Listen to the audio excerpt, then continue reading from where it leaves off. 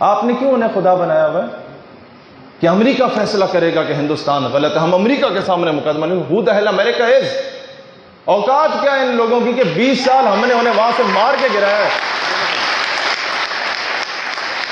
Nelson Mandela, میں دوسری بار جب گرفتار ہوا میں نے جیل میں نیلسن منڈیلا کو پڑھا، اور کیا خوبصورت بات وہاں پر لکھی تھی. جب اس کی شادی ہو رہی تھی تو اس کا جو سسر تھا وہ اپنی بیٹی کو بڑا خوبصورت جملہ کہتا ہے.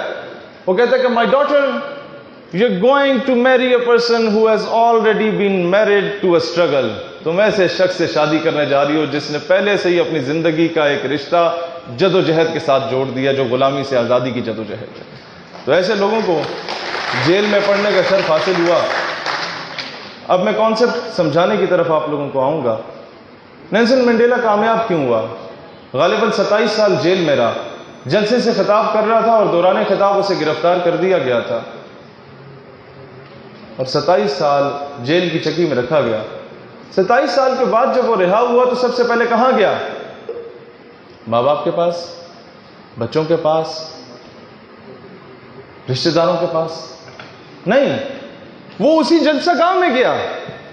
کچھ لوگ مر گئے تھے 27 سالوں میں، کچھ بوڑھے ہو گئے تھے، اور کئی بچے اس 27 سالوں میں پیدا ہو کے جوان ہو گئے تھے. اور اس نے جب وہاں سے خطاب شروع کیا تو کیسے کیا؟ اور میں یہ کہہ رہا تھا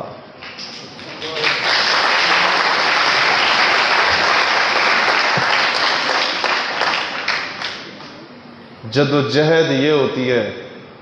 میں میاں والی میں گیا تو فنکشن میں بڑا لیٹ ہو گیا جاتے جاتے. میں نے کہا جی میں معذرت خواہ ہوں، میں فنکشن میں اس لیے لیٹ ہوا کہ پہلے میں تحریک آزادی کے ایک مجاہد مولانا عبدالستار خان نیازی کی قبر پہ قدم بوسی کرنے کے لیے گیا تھا. پھر میں میاں والی کی جیل کو سلوٹ کرنے گیا تھا جہاں غازی علم الدین رہا ہے. تو اس کے بعد جا کے میں آپ کے پروگرام میں آیا ہوں، اور میں نے جب جا کے میاں والی جیل دیکھی، میں آپ کو دکھاتا ہوں جدوجہد ہوتی کیا ہے. میاں والی کی جیل، اس کے باہر جہاں پر علم الدین کو پھانسی دی گئی وہاں رکھا گیا، اور اب اس جیل کے باہر تصویر لگی ہوئی ہے، اس پہ لکھا ہوا ہے کہ کبھی ہم بھی یہاں کی زینت ہوا کرتے تھے.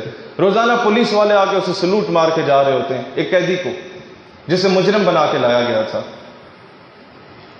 تو اب تو سمجھ لو نا کہ you can defeat a man, you can defeat a country, you can defeat a nation, you can defeat an atomic power. Even you can defeat a so-called superpower, but you cannot defeat an ideology, and this is what I believe in کہ نظریے کو شکست نہیں دی جا سکتی، ہر چیز کو شکست دی جا سکتی ہے.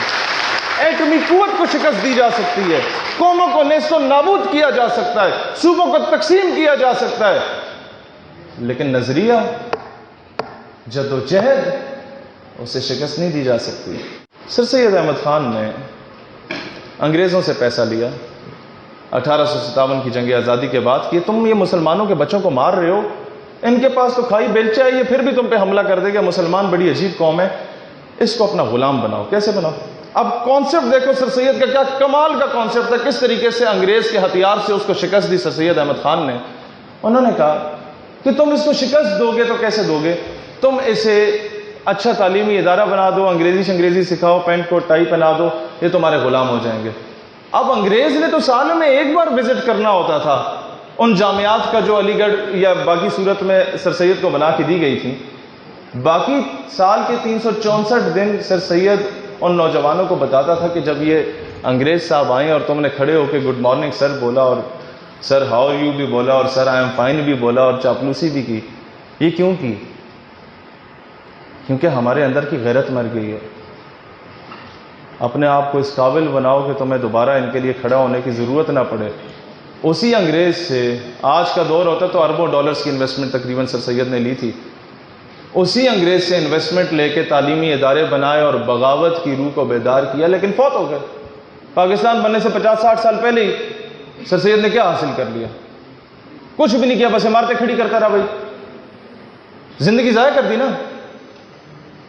نہیں، 40-50 سال کے بعد جب قائد اعظم نے تحریک پاکستان کا آغاز کیا تو سب سے پہلا اگر کہیں سے رسپانس آیا تو علی گڑھ یونیورسٹی سے رسپانس آیا.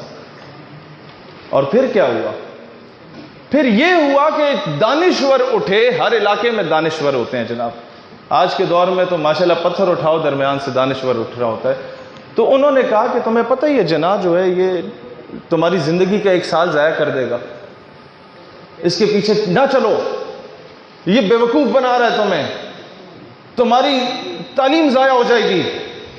اب سر سید کی 50-60 سالہ پرانی محنت تھی جس نے جواب دیا کہ جناب علی ہم جانتے ہیں کہ مسٹر جناح کے ساتھ نکلے تو زندگی کا 1 سال ضائع ہو جائے گا، لیکن ہم یہ بھی جانتے ہیں کہ اگر آج ہم نہیں نکلتے تو امت کی نسلیں اور صدیاں ضائع ہو جاتی ہیں۔ یہ علی گڑھ کی 60 سالہ پرانی جدوجہد تھی سر سید کی، جس نے آج ہمیں پاکستان دے دیا۔